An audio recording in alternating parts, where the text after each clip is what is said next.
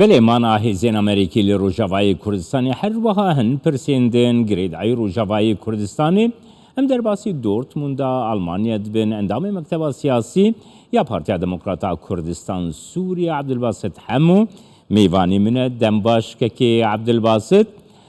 عەبدولباست نوها راپۆرا پارتیا دموکراتا کوردستان سووریەژی دەرکەت تێگوتن کو پێدەکەسە دوێ باوەریەدەیە و 2 ساڵین دنجی هێزên ئەمریکی ڕۆژاوایی کوردستانی دمینن ئەv 2 ساڵ ماناوانە هون چاوا دنرخینن وەکی تەفگەرا کورجی هەبوونا ئەمریکا لە ڕۆژاوایی کوردستانی هون چاوا دبی دپێشی دەردەم باش کە جەمال بۆتە بۆی کوردستان 24 بۆ تەماشەوانی هێژا هەلبەت دەزانین کە جەمال یعنی ئەمریکا دەولەتێکە هەری باندۆرە دنیایە ژی هەرێمە ڕۆژهەڵاتە ناوین بێگومان ji bercewendiyê me ya ji bercewendiyê opozîsyonê ji bercewendiyê azadiyê ya li hemberî terorê got Amerîka li vê herêmê berdewam bike û taybet jî yanî ji bo me Kurda tiştekî hekî baş e yanî îro Amerîka dostê Kurda ye ne bes li Kurdistana Sûrî îro li Kurdistana Iraqê yanî li hemberî vagefên gotê dijî Kurda û taybet Daişê û derdorî Daişê ji ber vê yekê jî helbet em gelekî dilxweşin dema Amerîka تکز دکه انو زیده ام نزدیک 2 سالا ببینیم و باوری ما دجی اوا گو امریکا و ببینه جبر گو برجواندی امریکا ده هرمه ده گرنگ نو نممکنه و قناغ برد روسیا را یانجی ولاتي دي تردا هلبت جبر گو مدزانه جی حتی بریار 2023 او قصاله 2023 قال لك بهرتن هنا بو اتفاق لوزانه بروي كجي ما هرم بر بهرتن كيبته هەلبەت مانە ئەمریکا تشتێکی استراتیژیکە و پشتێکی گەرانتۆرەش بۆ مە کووردا تایبەت ئیرۆ ڕەوشە کووردا ئیرۆ دەرباز بێ پرسا کورد پرسەکە نەفدەولەتیە یانی کەک عەبدولباست هەر دوێ چەرچەوەیدا دەخوازم بگرم دەستا گەر ئەم وێنەی ڕۆژاوایی کوردستانی بگرن دەستا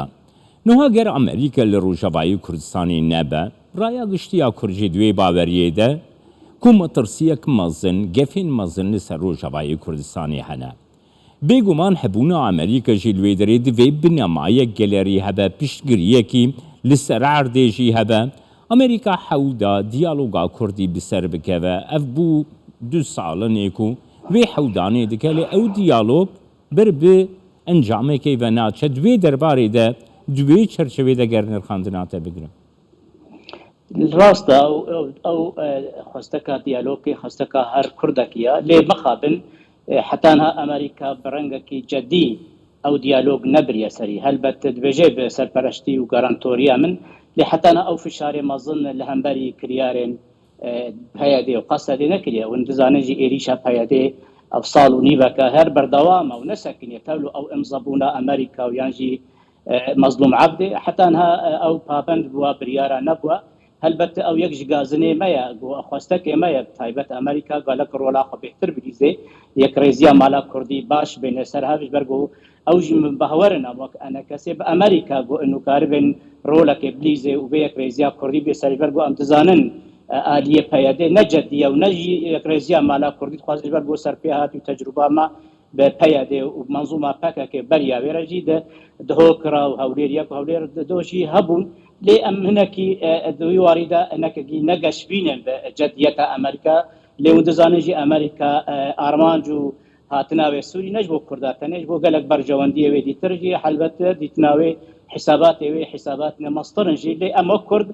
ام هنکی بینن و امریکا گرک فشار مصطر بکه و بلازو بازو وقتی دمگ کنده گو کاربن و دیالوگا به سریج برگو افصال و نیوکا حتانها روبرو ملت ما کرد ویراند به کچک کرداتن ونداکرون رواندن و ابوریا کردا گلکی تک بچه یعنی کردستان سوریا پر بوالابونه بچه و هر تم بریار پیاده بردوام و ایریشه ور سرویرو ما گرتنا و کسایتی کرد و روشنبی کرد یعنی رو او تابلوها كل قامش لو دايك كردا براسي يعني ابانا نشانك قال لك مظنه وشرمه جبوري انيا امرواتيه جو امريكا بهوارا باك سببه وروبروجي انه والله بس لا دانوستاندنا وبفايد جبوني شر داعش وضروري ونو جيزاني جد رابورا ودبا ايرو امريكا جت خنا ترور او انا سر سرزمان رژیم بشار اسد حسین شعبان يعني براستي ايرو برو امريكا جي هوالبند بهتر جديت امريكا لواز دكي بروي كجي ام هيفينا جو امريكا برولا خبري زي باور نجي انه امريكا و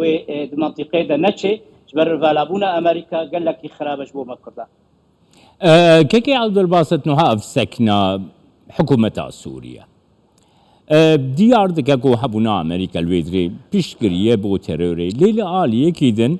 أمريكا سروق جو بايدن ادمنستراسيونا أمريكي دس سلاطة أمريكي دس نشاند كاكو سدما سركة يا هبونا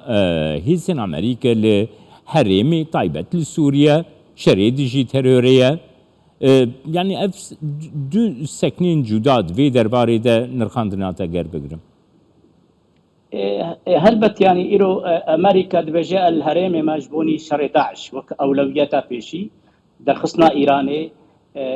جارسارية برسا سوري يعني هذا جهاز سياسي سوريا وآد دواجي وك دستورة كي خد جرافي بأباكرن حمو بيكاتي رولاي بسنة لحتى أنها شر داعش هذا داعش هناك جاجد به الهرم هذا وإيران جي روبلو يعني أوقع ولا لوازبونا إيران جي كيم نابي بربي كيجي إيرو شر أمريكا دبي لأمريكا جي خستن جو هناك في شر في إدارة نوب بالنسبة لهم جي هناك الكونغرس دا ومجلس النواب دا خوازي كرنا جو موازنة أمريكي يا صدها لازار بيستوا بأباكرن وبتايبات سر سوريا وإيروجي قالك في شهر سر الرجيم بشار أسد تيما شاندن هناك هيفيد دانين وهناك مراهنات دانين وبشار أسد والتطبيع ببي لأدباورم أمريكا بلكي بريارنا درخي بيهتر سر دردوري بشار أسد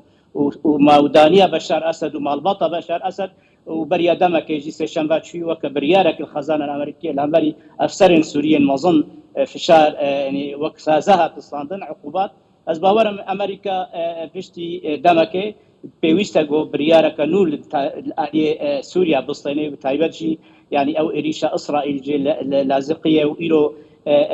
دفهاتنا ولاطن عربة وتركيا ونيزيكبونا وهناك بلوكا كسجنيتي آذاكرن ويكريزيا كعربي بتقل ولاطي السنابة وجبوني جفينا كندابي بوكاربن دانوستاندن بإسرائيل ذا باورم دقونا غاتي ذا وشر لسر إيران بي وإيران جي أزنا دورنا بينم وكا يوغزلافيا بي ويران كرن وبارشا كرن أو منطقة ريل بيشيا الصينية بيقرتن وأفغانستان أو هرم دوري روجلاتا نابين تايبت منطقة عربة وكندابة وهريما سوريا أزباورم أو جدية أمريكا تيخوستن وقونا غانودا جو شركي دجوار لهمبر إيران ببي تايبت برغو إيران حاضرية خودك ونممكن اتفاقات فيينا بيسر بريز عبد الباسط حمونها مجارك هيكو هر درايا قشتي دي لسرتيا خافتنكو أمريكا وروسيا دي حرمي دي تايبت لسوريا دي بريكفتني في برسكريكي شارة سربكن هلبت يعني او ديتنا بايدن وبوتين الجنيفي وكلها فكرنا كفشارتي وهشكرا دي ابو خواب بهتر ادريسا عنوانا خويا مروفايدا لهفكرن لي روبرو ازباور من نيزيكبونا كامريكا وروسيا تيكرن بتايبات جيرو الشرعي اوكراينا دنابا اوروبا وبهتر روسيا دا امريكا رولا كيد ليزي ازباورم نيزيكبونا روسيا وامريكا وهناك تشارة سريا سوريجي وازباورم وهريم ببرب اواكرنك نوتر دبي ونمانا بشار اسد وبتشونا ايران لا وهريم يعني بي راوستاندن واف سيستم كاري واف دجاتي واف كشتن سوريا وايران انما يبرداكي تايبت جي هكر جو نظام بشار اسد وإيران بمينه بيجومان وداعش خرطر وقشتر بي وتهديدا نبس سوريا بك تهديدا مصالح وبرجواندي روجلاتا روج آبا وتايبت أمريكا بله سپاسیاتت که من دامی مکتبا سیاسی پیدا کسن عبد الباسط حمو گوش دورتموند میوانی